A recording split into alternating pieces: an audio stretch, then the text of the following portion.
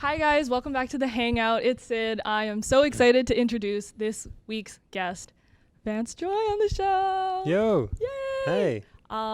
First off, welcome back to Vancouver. Thank you. Thanks for having me. It's been a long time. Yeah. I think the last time we had a conversation was back in 2018. Really? Yeah. I was this at the Deer Lake? Yeah. I was like looking. I was like, we've met. Yeah. Yeah. So, oops. Yeah, we've met. I'm holding the mic like this. There we go. Yeah, we'll keep it right here close to our mouths. Exactly. Nice. And the funny thing is, full circle moment, you were actually the first person that I ever interviewed in person. Really? I don't know if you remember this, but we were back at the Vogue. Yes. It was in 2017. Oh wow. And we were in this in the back area, like in the dark, like in the It was like the boiler room. I remember this. But you were with someone else as well. There was someone else in the photo. I don't know. Was Okay. it? Maybe it was maybe it was the Muppets. Do you have VHS? Do you have it'll be somewhere on your Yeah, on I our have it phones. somewhere. We can find it. Yeah. I'll insert it right here. Okay. Right So there. we go back. We go way back. Yeah. First off, mental health check. How are you doing? How has it been preparing for this tour? I'm good. Yeah, it's been nice playing with the band again. Like we spent a week rehearsing in LA before we started. It's nice. I feel good. I feel like kind of rested and relaxed. So Nice. I think that's I feel good. How are you? I'm good. I am happy that there's no rain today. Yeah. Because I feel like it just always rains here in Vancouver and we just expect that. But I walked outside and I was like, oh, it's a clear day. I think it's good because we're talking to Vance Joy today. Exactly. Yeah, I like it. It's nice to be here. Because you're on the Hangout, we got to ask you, what is your ideal Hangout session sort of look like? You have a day off to go do whatever you want, chill, hang out with friends, family, a loved one. What does that day sort of look like for you? Oh, jeez. What do I like? I like going for like a little adventure. It doesn't have to be a big one, but maybe like a walk. Like I just like even walking around the neighborhood, like going to coffee shops. Yeah, if it's maybe with my sister or my girlfriend. And I like, recently I've been getting into bubble tea. You into bubble tea? Yes. Yeah. I was going to say my favorite Hangout moment would be like going for bubble tea and having a chat with friends. Really? Oh my Yes. God. So yeah, I got into bubble tea and that was fun. Like, just like a wander around the city. I don't know why. Yeah, it just was a thing that came along in the last couple of months. But I just like wandering around, looking around, and it's nothing too much. But I also like being at the beach. That's nice. Yeah, but so standard, right? Yeah. What's the go-to bubble tea flavor? Okay, so there was this. It's like this weird thing, like the one I went to in Spain. There's have you heard of this thing called Yakult? Yes. This like It's like a yogurt creamy milk thing. Yeah. creamy milk thing. It's supposed to be like for digestion or something. Okay. Which sounds, it doesn't necessarily sound that delicious, but it actually is pretty nice. And then I had this bubble tea. It was like mango Yakult, and then it had like I think I like the chewy balls, like not the balls that explode. Do you know what I'm talking about? Yeah. So like the classic pearls. The like classic pearls. Okay, yeah. Sorry, yeah. I'm not like a connoisseur, but I don't want the ones that explode flavor. I want just like the chewy ones. Yeah. Yeah. Eduardo, my friend over here, loves the popping boba. Oh, yeah. That's his go-to. Yeah. So it goes both ways. It goes both ways, and everyone has their own bubble they prefer. But yeah, I'm just putting my vote in for the chewy ones. Nice. I love that. So congratulations on your third album coming out in 2 weeks. Thank you. Yeah. I want to ask now, were there any songs that were written while you were drinking bubble tea? This album was discovering bubble tea. But I mean, they were all written. Actually, a lot of them were written during like the COVID times of like the last couple of years, and I did a lot of the songwriting on Zoom. So I'd get on my computer and I'd work with my friend Dave or my friend Joel, or and we'd just write a song in the space of a couple of hours, and that was just a way of kind of like passing time and kind of like feeling like I was doing something, So I love songwriting, but this album really just was, I guess that's why I called it In Our Own Sweet Time, which kind of just means like doing things when you feel like it and being relaxed and not feeling any urgency. And I didn't really feel much urgency making this album. Yeah. But it still happened. It still came together. Yeah, I guess take me back to the very first song that kind of launched this new album. Like, what was the earliest song that you wrote for it?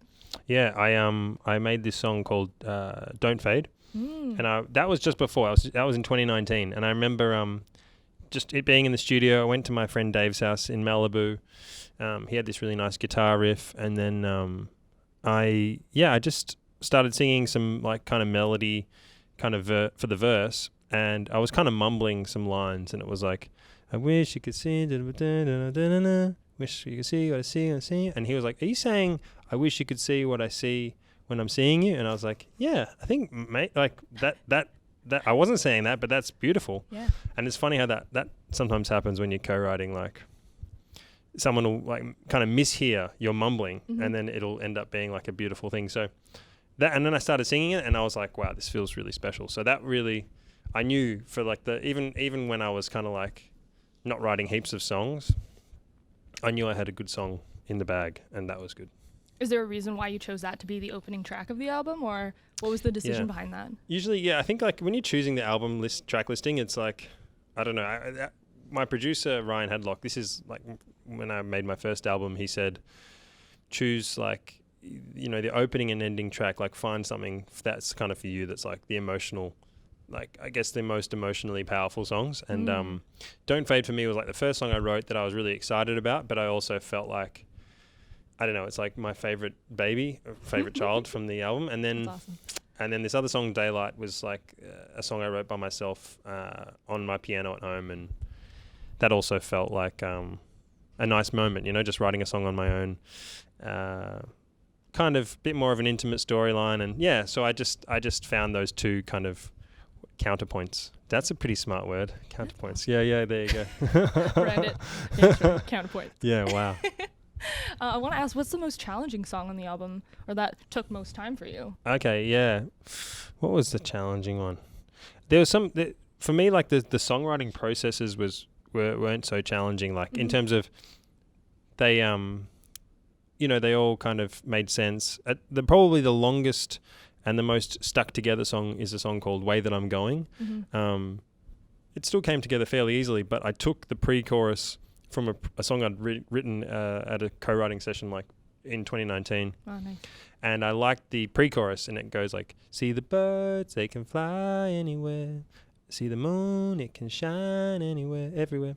And I really liked that bit, but the rest of the song I wasn't as like into. And so but I love that bit. It was like such a cool bit. And I kind of had that in my pocket. And then when I wrote this other song with Dave, we were looking for a verse and a pre-chorus, and that felt like the perfect thing. And so I kind of stuck it together, and it made sense. So that was a bit of work. And then production wise, you always kind of go through a bit of a journey trying to find the right production for songs. But yeah, but nothing was too hard, and that was kind of like good. I wasn't like, I'm glad it wasn't like struggling to write the album. wasn't a struggle. It wasn't too much of a struggle. I mean, there was a bit of an emotional roller coaster.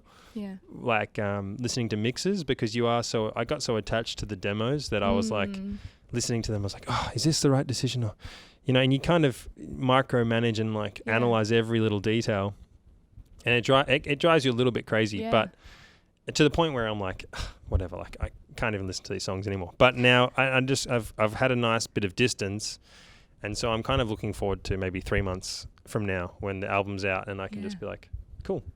They're doing what they do, and it's out of my hands. Yeah. Do you think you're a very critical like songwriter and artist on yourself in general? I think I don't. I probably. I think I've got a healthy level of like you know, like I don't like think every idea I have is great, and especially maybe at the start I probably was more likely to think, I was like, wow, this is amazing. That can be good to have as well, but I think, yeah, I think I'm just, you know, naturally, I think probably most artists, when they're in the production phase, they can get very, you know, like kind of lose a bit of perspective, and I can lose perspective a bit, but you know, it's just part of the process. I want to go back to the part where you said you picked out different parts from older songs. I guess you never really think about that. You think artists are kind of just like, oh, let's just write a song top to bottom, and then that's the whole song. But then you kind of like pick from older pieces that you wrote. Were there other songs maybe on the album that you kind of did that too with, or? Yeah, I think every artist, for sure is different. And I've heard artists say, like, you know, they don't go back in time and like lift another part from a song. But Right. I've definitely done that. This album for me was mostly working in the moment, but I always refer back to my voice memos, and so I'll have like a voice memo maybe from a year ago, 2 years ago, and if I go back far enough into my voice memos, there'll be songs that are like that, just like the ideas or seeds for a song that are in there, and so I'll bring those to maybe a songwriting session, and then often they become the songs. That's awesome. Yeah. So, okay, I'm going to paint a picture for you. You're walking into an empty art gallery, and there's an empty canvas there. You have your new album in the back of your pocket. What are you going to paint on this blank canvas based off of this new album? Yeah. Okay, so if I was doing a painting that represents kind of like This album. the vibe. Yeah. Okay. Jeez.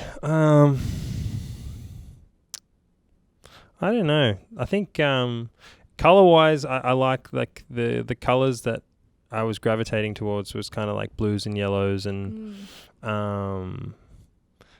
don't know. And also, like, even with the merch design, I was drawing like because like I had to do, like, maybe look at some t-shirts and try and design some t-shirts that like felt like the right vibe for the new album. Yeah.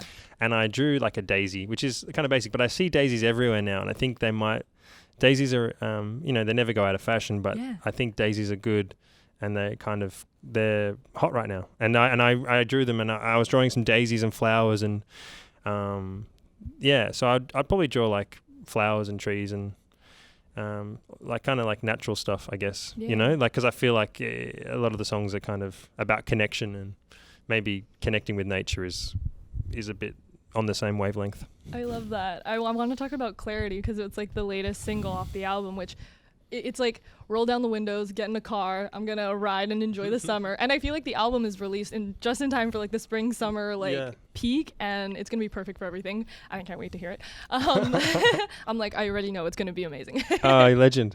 But yeah, I want to talk about that. Was there a specific moment where you were like, it was like an aha moment for you that was like everything fell into place? Because that's pretty much what the song is lingering around, right? Yeah. I think I definitely, I think this song, Clarity, and a little, also a song called what's it called? Missing Piece. They have a bit of this kind of story of like kind of realizing what matters to you, and kind of, I guess having your kind of reevaluating your priorities, to like see what matters and what's important, especially when the world is crazy. So I think that was something that I was probably experiencing a bit as well. And it was nice during COVID, like some things went out the window. It was like I couldn't travel, like touring plans disappeared and all that stuff that used to fill up my time.